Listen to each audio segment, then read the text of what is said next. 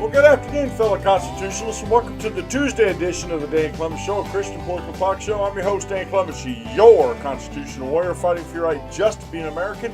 It is January 23rd in the year of our Lord 2018. Remember, we're a hyphen-free, PC-free zone. God is still in control, and He does love you. And I'm broadcasting from the Hemlock Studios here in the beautiful central Susquehanna Valley in the great Keystone State. And today we're going to talk about, on the show here, we're going to talk about an event that happened on Saturday night. Now, last week was a pretty full week. We had the March for Life on Friday. We had the Women's March on Saturday. And Saturday night we had what was called a Night for Freedom up in Hell's Kitchen in Manhattan, New York. And I want to just talk a little bit about this because there's some, I don't want to say controversy around this, but there was some ANTIFA activity that was uncalled for around this.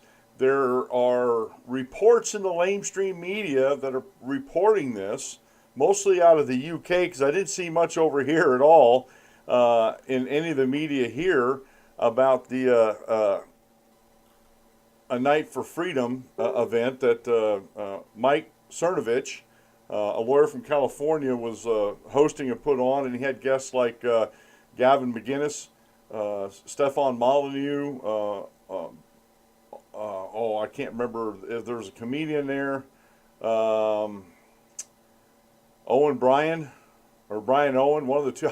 I'm not exactly sure his name. I've only seen him a couple times. He's a funny guy, but I've only seen him a couple times. So I just wanted to talk to you a little bit about this because this is, I want to make 2 points with this. That one, the lamestream media, whenever they see something that is right of them that they don't agree with, they want to paint it in the worst possible picture.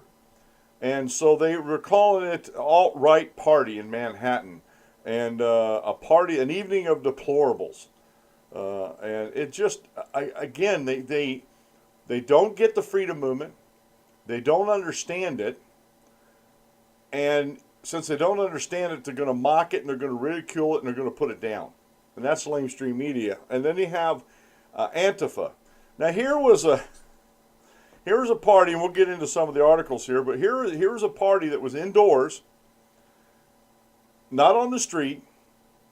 Almost 1,000 people, between 650 to 1,000 people, depending on who you listen to, were in attendance to this event, and there were speeches, there was a couple different panels, question and answer sessions, and it looked like some, fun, frivolity, imbibing of adult beverages.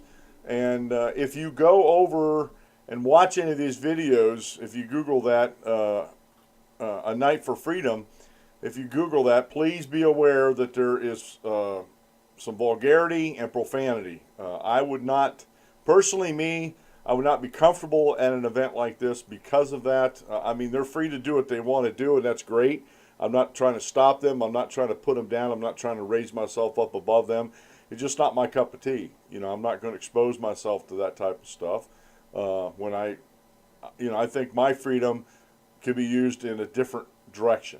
And that's all I'm going to say. I'm not going to say my freedom, the way I choose to exercise my freedom is any better or any worse. I'm just saying my freedom takes me in a different direction as theirs does. So we're going to talk about that. And again, the British lamestream media absolutely does not get this at all. And when I try to look it up in some regular media over here, even the New York Post, I couldn't actually find a story about the party itself, A Night for Freedom. And this was not open to the public. This was an invitation, ticketed event. They had security. They said they spent upwards, with the venue and the security and everything, upwards of $100,000 on this, which I thought was quite a lot. And so somehow the event got leaked. They were at one venue the day before. That got canceled at the last minute. And then they found this other venue that let them use it. But when everything was winding down and people were starting to go home, ANTIFA started up their tactics because they were outside the whole time, and somebody got hurt and put in the hospital. So again, we'll talk a little bit more about that as the show progresses. I don't have it set up, but I do have a new affiliate sponsor that you'll see in the next couple episodes coming up here. Whenever get everything set up, Cast Us. They're the company that owns Seriously Simple podcast widget, the WordPress plugin for the DanColumbusShow.com show notes page, and so they've approved me to be an affiliate sponsor of theirs, and it's a really good affiliate program. So I'll be sharing that with you over the next few days. Remember, next Monday, the 29th at 11 o'clock, I have an interview with Podcast Hackers. They're part of the Castus company that puts out Seriously Simple plugin, the WordPress plugin. So I got a few things brewing here, and things are starting to go a little bit. I noticed on my picture here, I got a really clear picture, but it's a little on the dark side. I've been messing around with lighting in here today, and I guess I'm just going to have to work at building some more lights for the studio to maybe light up the desk area here a little bit better than what I am right now. But that's another story. I just want to apologize if you think this video is too dark. All right, let's get on with the show here. Today's show is being brought to you by an affiliate partner of mine, Sears Parts Direct. Look, if you're the handyman or handywoman around the house, if you do the fixing, or you're a Tim the Tool Man Taylor type, and you need parts to fix whatever you either broke or what broke down, and you either don't have time to look for them locally, or you've looked for them locally and can't find them, let not your heart be troubled. Go to DanColumbusShow.com and click on the Sears Parts Direct widget. It'll take you over to their site. Make sure you have the plaque information, serial number, model number, stuff like that. And just a little side note, if it's in a place where you have to stand on your head, like on a piece of appliance, to get all that, take your smartphone out, open up your camera app, and reach down and snap a picture with your camera. Easy peasy lemon squeezy doing it that way. Put the information in at the Sears Part Direct site, and when you go to checkout, make sure you use the offer code on the widget at the DanColumbusShow.com. Give you 10% off. And it's been my experience. I bought through about 4 or 5 different parts off of them throughout the years now, and it has been my experience that 10% off will cover your shipping costs, which is great. So it's basically free shipping on that.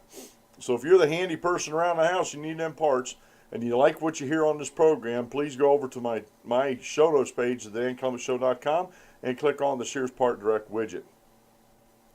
Today's daily Bible reading comes from 1 Timothy chapter 2, verses 8 through 10. I desire, therefore, that men pray everywhere, lifting up holy hands without wrath and doubting. In like manner also, that the women adorn themselves in modest apparel with propriety and moderation, not with braided hair or gold or pearls or costly clothing, but which is proper for women professing godliness and good works. Today's quote mail comes from C.S. Lewis, and this is a good one. It's a little long, but it's a good one. There are only 2 kinds of people in the end: those who say to God, "Thy will be done," and those to whom God says, in the end, "Thy will be done." All that are in hell choose it. Without that self-choice, there could be no hell. No soul that seriously and consistently desires joy will ever miss it. Those who seek find. Those who knock, it is open. Again, by C.S. Lewis. And today's short Bible lesson is by Mike Riley over at gewatkins.net. Would you be missed? Very good bulletin, real short bulletin article. I encourage you to go to the DanColumbusShow.com and click on the show notes page for, if you're following the episodes 963. And read that, and it's really good. Would you be missed if you left work? Would you be missed if you, for some reason, fell off the face of the earth for 6 months and came back? Would you be missed? It's a really good question that we need to, we need to ask ourselves that. How active are we in things? All right. Now,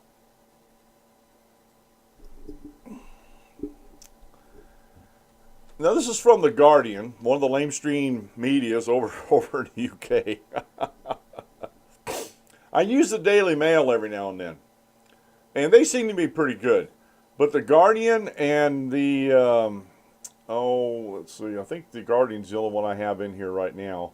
Yeah, the Guardian is one of the worst ones over there as far as reporting things accurately and portraying things in a light that makes it sound worse than what it is. And their headline for this, an evening with deplorables inside the alt-right party in Manhattan. The so-called A Night for Freedom, so-called, see, the so-called. This is exactly what they called it, A Night for Freedom. And if you watch the videos, again, there's some vulgarity in there and profanity. You need to be careful, but there's a good message that comes out if you just get it. And this is one thing I don't understand, is why they have to use so much vulgarity and profanity to get their point across. That's why, like I said, I wouldn't be comfortable in an event like that, but I understand where they're coming from. The so-called Night for Freedom featured Hillary baiting, anti-feminism, and a surprise appearance by Chelsea Manning. Now, if you don't know who Chelsea Manning is, go Google that. I think his original name was Bradley, and I think he had a sex change operation, and he's running for the Senate in Maryland now. But he made an appearance there, or she made an appearance there. On Saturday night, hundreds of self-described deplorables, arch-conservative internet personalities, trolls turned citizen journalists, and conspiracy theory enthusiasts put on their best suits and cocktail dresses to drink, dance, and toast the Trump presidency, an exclusive right-wing social gala called A Night for Freedom. It is unclear if there was an element of trolling in the decision to hold a pro-Trump bonanza in Manhattan. The same day, several 100,000 people participated in a citywide women's march, but if there was, then the party's masterminds were almost foiled at their own game. You can see where this article's going, folks. Despite elaborate security precautions to prevent infiltration by journalists, protesters, and other troublemakers, the event came close to collapsing at the last moment when, in what the event organizers describe as a setup, the scheduled venue abruptly canceled the day before. Organizers scrambled behind the scenes to secure a new venue to accommodate their 750 guests, only for the second venue to also back out at 1 a.m. the morning of the event. The Hell's Kitchen nightclub finally agreed to host, apparently only after one of the event organizers offered to pay $20,000 in cash up front. And like I said, I didn't go on their website for a Night for Freedom and see what was all going on there. Didn't listen to all the videos on that, and I'm just sort of taking them at their word for this. But let me stop the reading here. I think some of this it was either a setup or the word got out that they were trying to use these places, and again, I don't have any proof. I'm just sort of spitballing here. And members of ANTIFA found out and somehow got a hold of the owners of these venues and did some threatening. And I'm not saying that's what went on, but that's their MO. And it just seems kind of strange. They had the first venue locked down, then the second one backed out the morning of, and then the third one, they let them in there, and money walks, as they say. I read on. Outside the nightclub, black-clad protesters. Now let me stop the reading there. Antifa are not protesters. Antifa are terrorists. Protesters stand across the street with signs and they yell and blah, blah, blah, blah, right? They're not all dressed in black. They don't have hoodies on. They don't have their faces covered and sunglasses on and everything to try to hide their identities. These are not protesters. And this is one of the things the lamestream media always gets wrong. Antifa are not protesters. As a matter of fact, I don't remember, I read through this earlier, I don't remember them calling them protester or Antifa at all in this. But I have some other articles that go into that. Taunted arriving guests with while a heavy cordon of police stood watch. But Stepping inside felt like entering a separate universe. The atmosphere was somewhere between a political fundraiser with lots of red, white, and blue, and at one point a spoken word ode to the American flag and a high school prom. Music thumped in the background. Men wearing Trump-style red ties were everywhere. Guests were giddy with the cathartic high that comes from being in the presence of like-minded people. Many had flown in, and one man told me that he had driven 5 hours to attend. Outside was a hostile world of haters, losers, cucks, globalists, social justice warriors, betas, libtards, and soy boys. But inside was a haven where deplorables could speak freely. Fans geeked out as they took selfies with their favorite right-wing YouTube stars. Now, this story is by J. Oliver Conroy of The Guardian. And it sounds like that he was inside there. Now, whether he was invited or not, I don't know. But I did watch a video where they didn't invite any outside media at all. So if he was in there as a guest of somebody, or this person snuck in, because it sounds like it's a first-hand account here. I just wanted to point that out.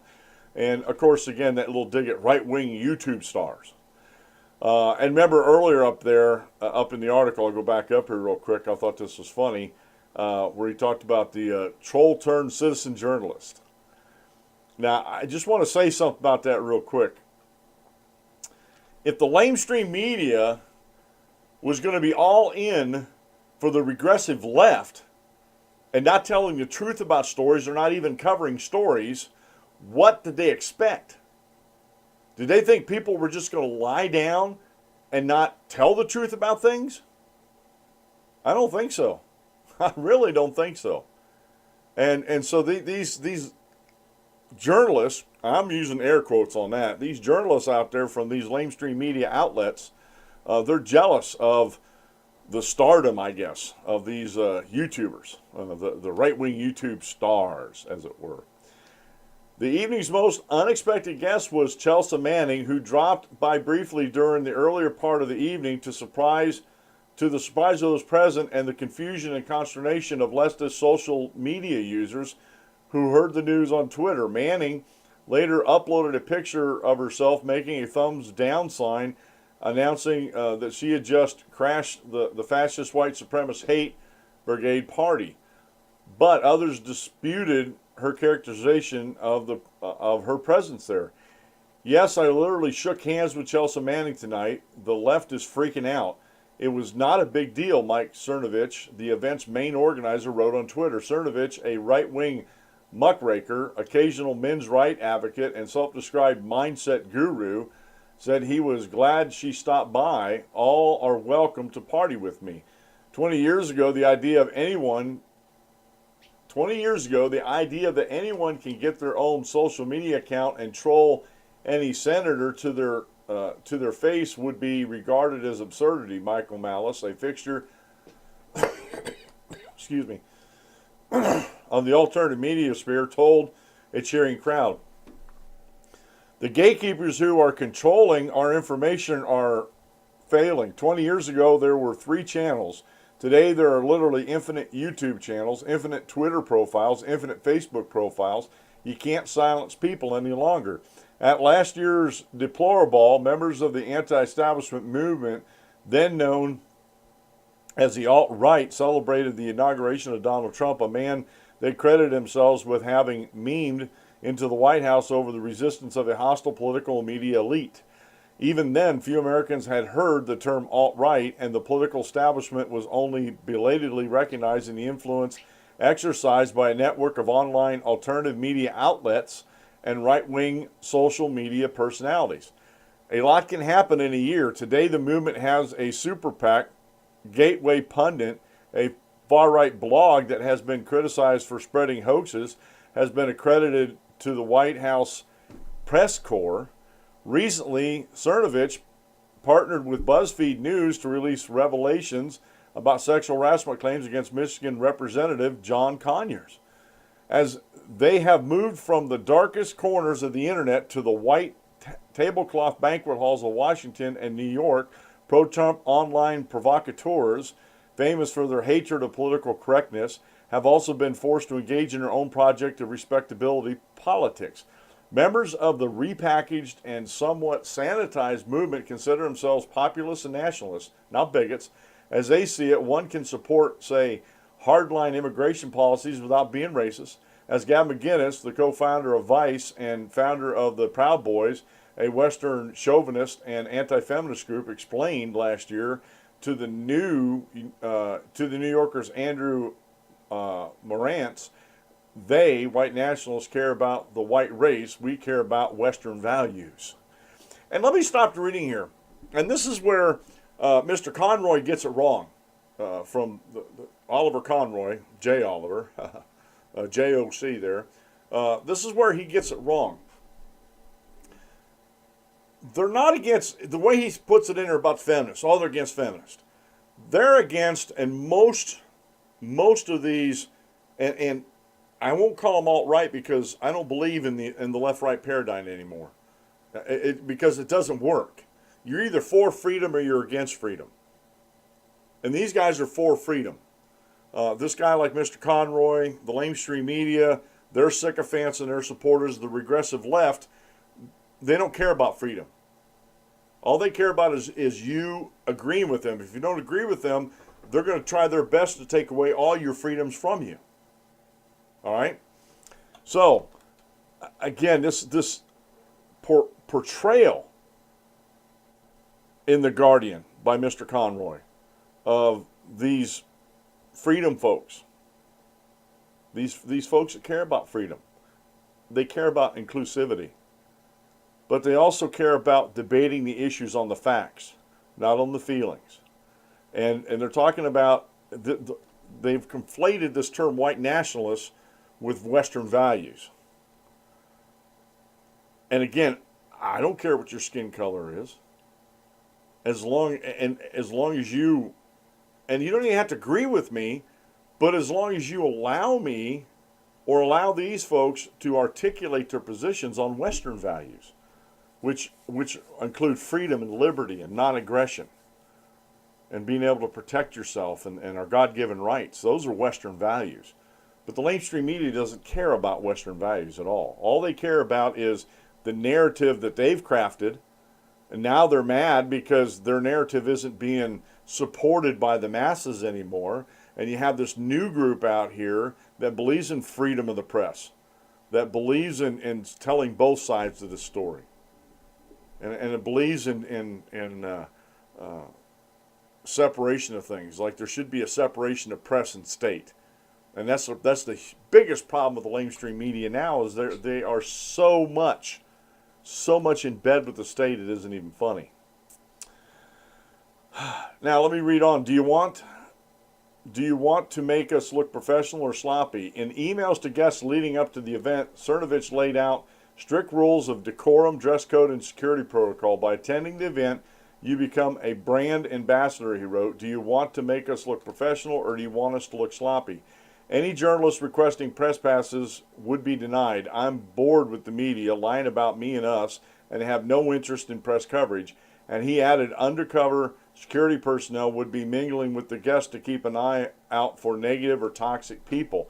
But if a Night for Freedom was an opportunity to show off the rebranded and increasingly mainstream alternative right wing, and that's his words, not mine, it was also a reminder that mainstream is a relative notion. While the alt-light may have successfully distanced itself from the worst extremists, it can sometimes seem unclear exactly how light the new movement is. And again,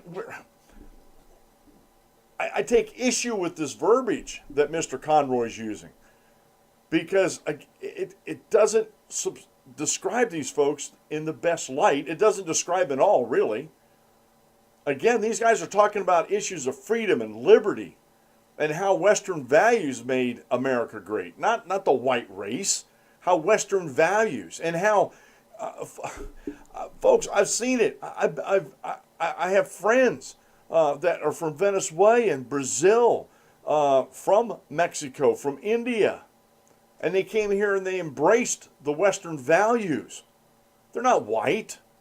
Western values aren't about race, they're about values. And this is what the lamestream media never gets. And so what they don't get and don't understand, they besmirch and smear all over the place. I read on. A prolific live streamer who rails against Democrats, the establishment GOP, and the fake news peddling media to his hundreds of thousands of Twitter and Periscope followers, Cernovich is known for reflexively accusing his detractors of pedophilia, and he was one of the propagators of Pizzagate, the wholly discredited conspiracy theory that high-ranking Democrats were operating a child sex ring out of the back of a Washington, D.C. Pizzeria. Now let me stop this again.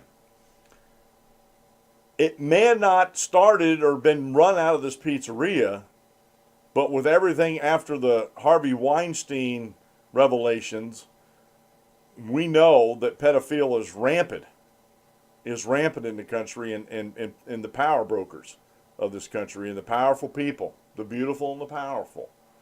You know, and I don't know Mike Cernovich. I've only been following him for a little while. He's a lawyer. He seems very capable on his feet as far as, you know, in a running battle with an argument or wits and stuff like that.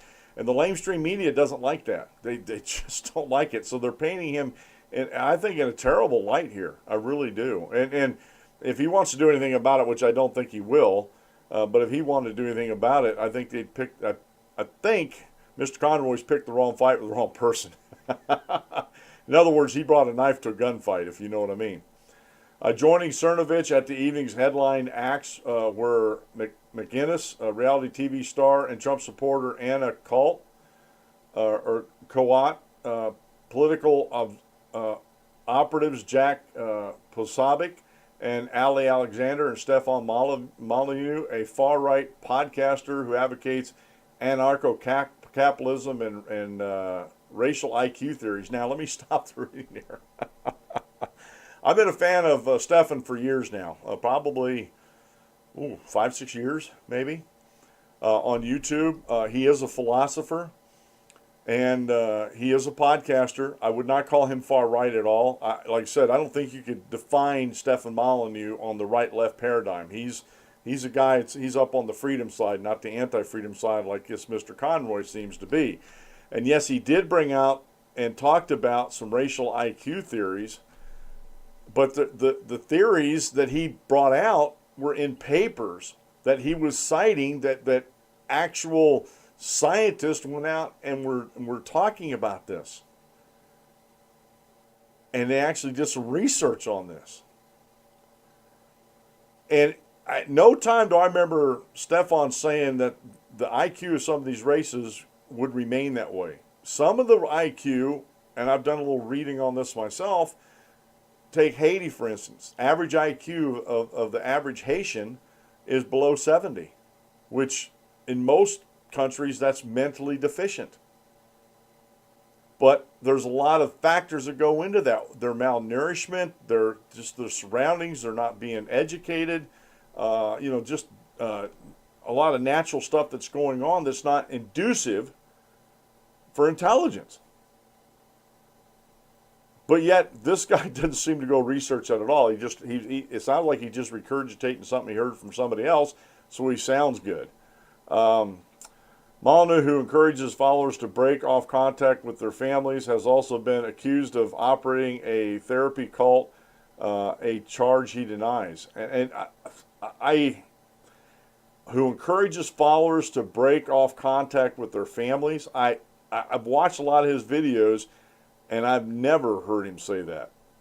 And if he said something like that, it was probably taken out of context, like everything else is in this article. Like I said, some of these articles are ridiculous. In a series of panels of speakers, some of whom seemed rather tipsy, offered their thoughts on the greatest hits list of favorite topics, including Hillary Clinton, she's going to get her time, you guys just wait, cryptocurrency, the dangers of socialism, George Soros, the head of the snake, and the media, leftist propaganda machine, or as I like to call them on the Dan Clemens Show, the lamestream media. As a group of Proud Boys stood behind him in matching Fred Perry tennis shirts, McGinnis argued that women would be happier under traditional gender structures, using a vulgar physical analogy to describe how he sees young single women as being exploited by men. Again, I watched it. Yes, he was vulgar, totally taken out of context.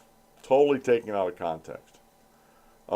Just stopped reading here for a little bit. My wife and I, every year we discuss about the Women's March, and she thinks they are ridiculous, they're vulgar, they're insane. And trust me, I tell you folks, I married a real woman.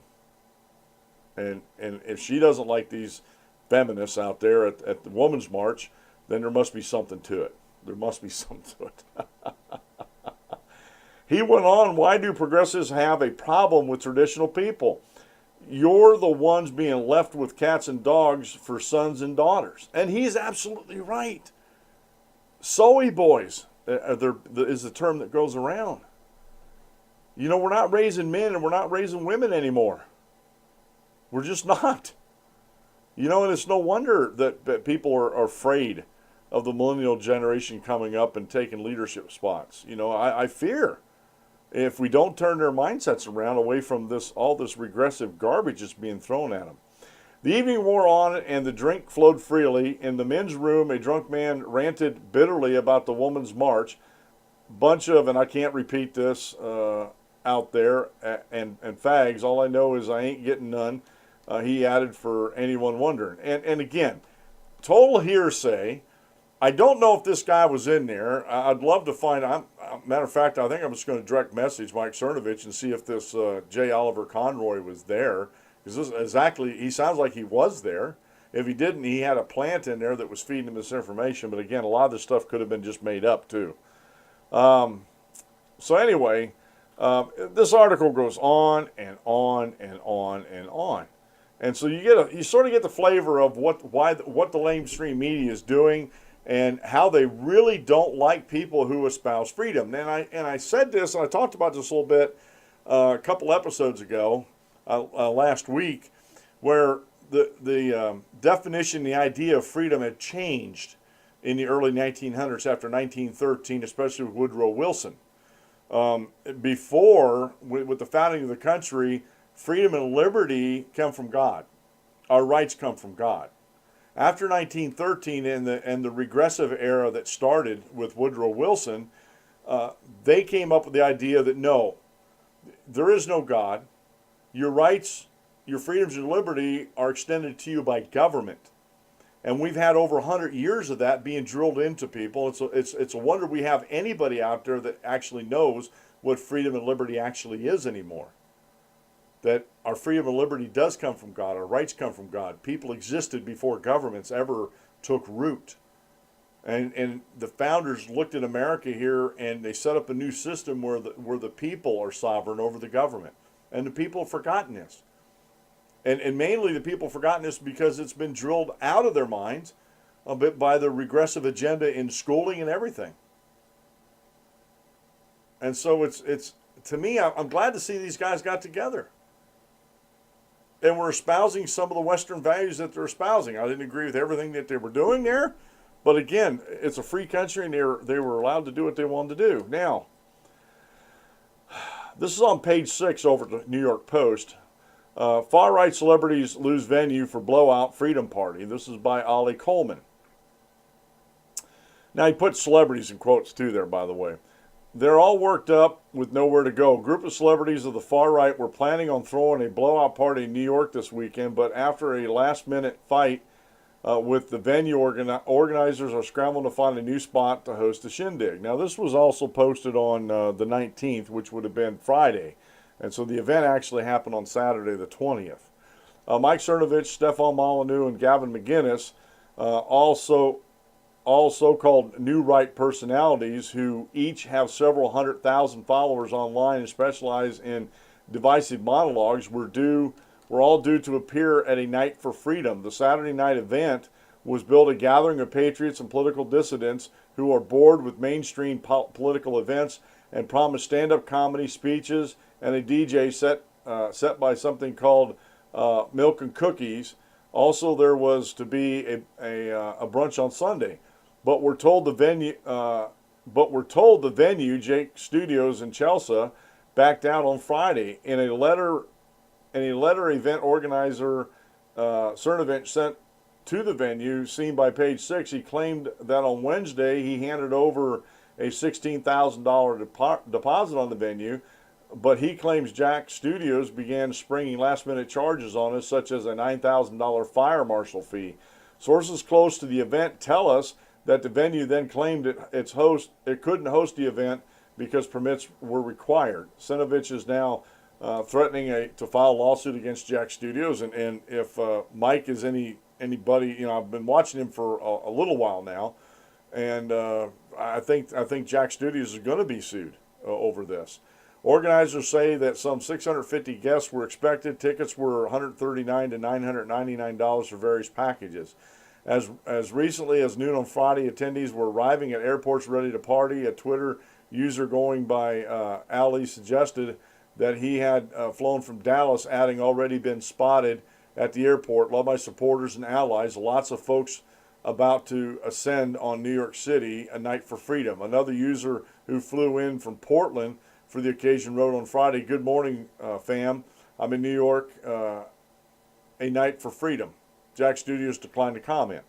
So there was some issues with the venue coming up, but they finally got a place to go there in Hell's Kitchen in Manhattan. And like I said, I'm glad they did. I'm really glad they did. But something happened afterwards. This is also from the New York Post by Stephanie Pagones. Protester accused of attacking Trump supporters charged with assault. I got two different stories here. They're both say about the same thing. One's an earlier story than the other. One is being arrested, and the other one he is, and he's being booked underneath that. Protester charged in Trump supporter attack tried to put cop in headlock. He was charged with assault. Basically, violence erupted around 10:30 p.m. when anti-Trump protesters, including 30-year-old David Campbell, clashed with alt-right supporters as they were leaving a Night for Freedom, a ticketed event held at a nightclub on West 50th Street and 12th Avenue in Hell's Kitchen. About 80 protesters gathered outside as the event goers spilled out of the venue. Police said Campbell spotted and followed a 56-year-old victim who had left the event. Once they were about a block away, Campbell allegedly choked and punched the man. The victim, whose identity wasn't released, was taken to Bellevue Hospital in stable condition. Campbell was charged with strangulation, assault, resisting arrest, loitering, criminal possession of a weapon, obstruction of government administration. Police said Cernovich called Campbell a terrorist. Now, in both of these articles, they call them protesters. And again, let me get over here, and I just want to show you the picture. I don't normally do this, but there's the picture. There's Campbell here in the center, all black. You can see like a hood off to the side there. He's not a protester. He's ANTIFA. He's a terrorist. He believes that the freedom that you and I actually believe in is fascism. Because we believe that our freedom comes from God, and the government should not be able to control our freedoms, our liberties, as long as we're not harming anybody else. He doesn't believe that. Antifa are socialists, communists. And the funny thing about it is, Antifa, anti-fascist. This is the funny thing about it, and this is how intellectually deficient Antifa, Black Lives Matter, these terrorist groups that we have, these homegrown terrorist groups we have here in America, this is how intellectually deficient they are. They don't realize that fascism is the same type of authoritarian tyrannicalism as socialism and communism is, which they claim to be socialists and communists that are fighting against fascism. It's just a different branch of it. If you could have a three-sided coin, fascism, socialism, and communism would be on the three sides of the coin, and it'd be a dirty coin. And this is what, if it wasn't so tragic, I'd laugh about it. These people are intellectual morons. I just, I just can't stand people like that. That they think they're on the right. That they think they're fighting for the right. They think they're fighting for a cause that'll make the country better, and all they're doing is destroying the country.